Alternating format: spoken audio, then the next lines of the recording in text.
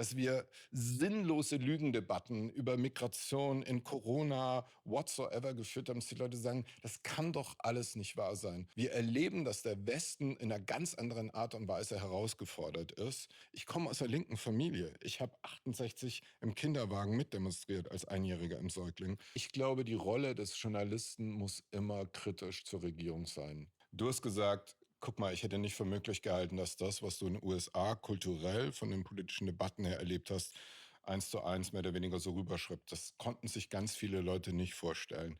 Ehrlich gesagt, ich auch nicht so richtig, bis mir in der Auseinandersetzung mit der ökonomischen Lage nochmal, ich bin weder wie ihr Unternehmer, ich habe nicht mal Ökonomie studiert, sondern ich bin gewissermaßen über den 5. Bildungsweg irgendwie so jemand geworden, der glaubt, wenn die Wirtschaft nicht prosperiert und im Gegenteil stagniert oder so wie bei uns in der Rezession ist, dann gefährden wir das große soziale Ganze. Pars pro toto für diese katastrophale Einschätzung von Politikern, was die ökonomische Realität betrifft, ist, er konnte seiner Partei nicht beibringen, dass in einem russischen Angriffskrieg mit entsprechenden Steigerungen der Energiekosten man sagen kann, Kinder, wir haben zwar in Brockdorf 20 Jahre lang gekämpft und Jürgen Trittins Lebenswerk ist einfach neben dem Dosenpfand der AKW ausschickt, wir können das jetzt nicht machen.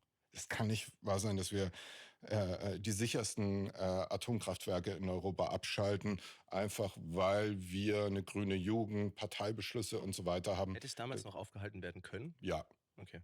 So, es gab sogar, jetzt wird ja gesprengt, wir erleben, dass der Westen in einer ganz anderen Art und Weise herausgefordert ist. Und es gibt diejenigen, die sagen, wir machen in unserer Kompromiss, Differenziertheit so weiter. Und es gibt diejenigen, die so wie ich sagen, so geht's nicht weiter. Ich will diese Kultur, diese Differenziertheit nicht mit mir. Die hat uns in die Scheiße geführt, ich will sie kaputt machen. Kaputt machen, das steht hinten auf dem Cappy. Das ist ein alter Spruch der 68er. Macht kaputt, was euch kaputt macht. Und diese Differenziertheit bringt gerade nichts. So.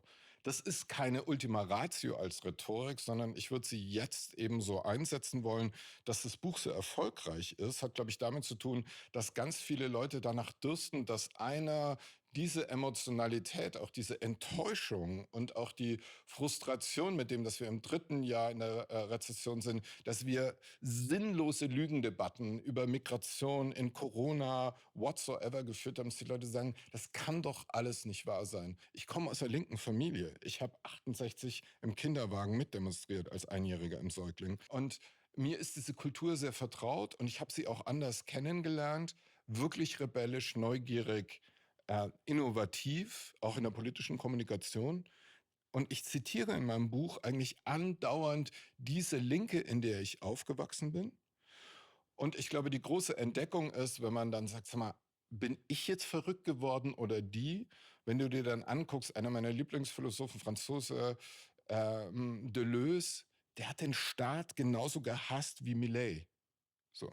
Und das war mal linkes Denken, das libertäre Denken, der Anarchismus und all solche Sachen. Und insofern bin ich zwar scharf und genau, aber du hast ja Hotel Matze angesprochen, Matze hat die Linkspartei gewählt und trotzdem habe ich so viele Rückmeldungen, gerade von Linken bekommen, die haben gesagt, ey Ulf, fand ich super. Meine Mutter ist Dänin, meine Muttersprache ist Dänisch, guck dir die dänischen Sozialdemokraten an.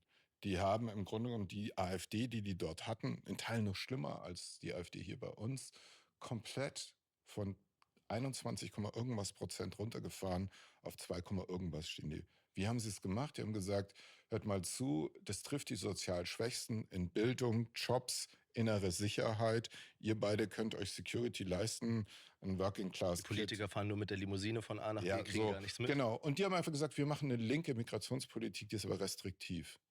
Inkludiert Zwangsumzüge, wenn Viertel gekippt sind. Es waren die schwedischen Sozialdemokraten, darüber haben wir gerade in unserem Podcast Mega, ich darf ja ein bisschen Werbung machen, Ja. mit Daniel Stelter drüber geredet, wie die Wirtschaftsreform angegangen sind. Es war ein schwedischer Sozialdemokrat, der hat gesagt, wir müssen mit den harten Reformen direkt nach der Wahl anfangen. Nicht warten, sofort, den Schmerz am Anfang. Was haben die gemacht?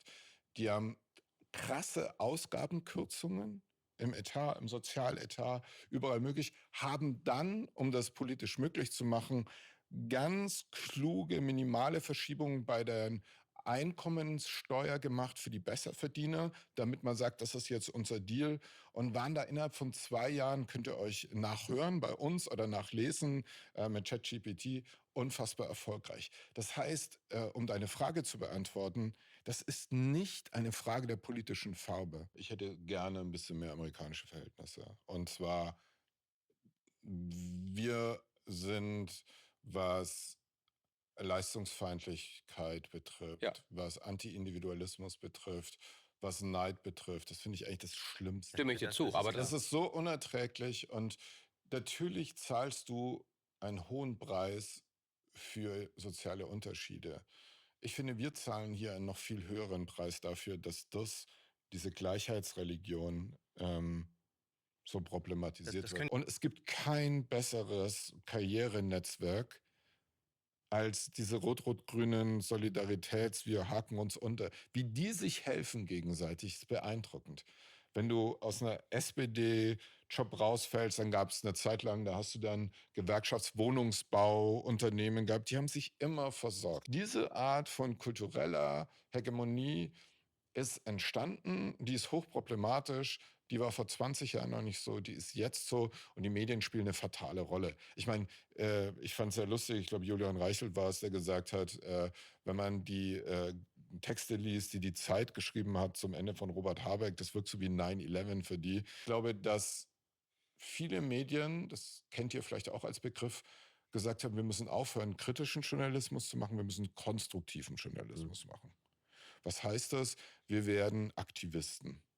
Es gab eine Stern-Chefredakteurin, die das wollte. Es gab die Frankfurter Allgemeine Sonntagszeitung, früher FAZ, eher ein bisschen konservativ. Die FAS ist jetzt eine linke Zeitung wie die Zeit. So.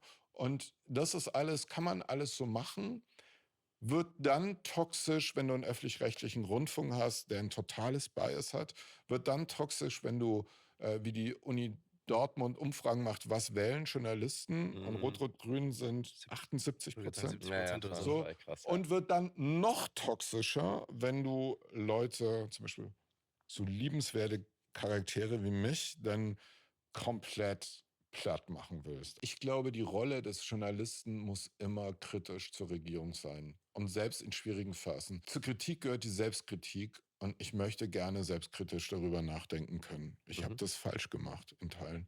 Und gleichzeitig bin ich da nicht ganz so ungnädig wie mir, aber ich habe das dann korrigiert und man kann sich immer korrigieren. Das Interessante ist, dass die Lernkurve im medialen Komplex null ist. Dieses Das fasziniert Milieu, mich die tatsächlich sind, auch die immer sind, wieder. die sind, die sind, die sind so verbohrt, die sind beleidigt, Also, dass die Wirklichkeit ihre großartigen Analysen nicht teilt.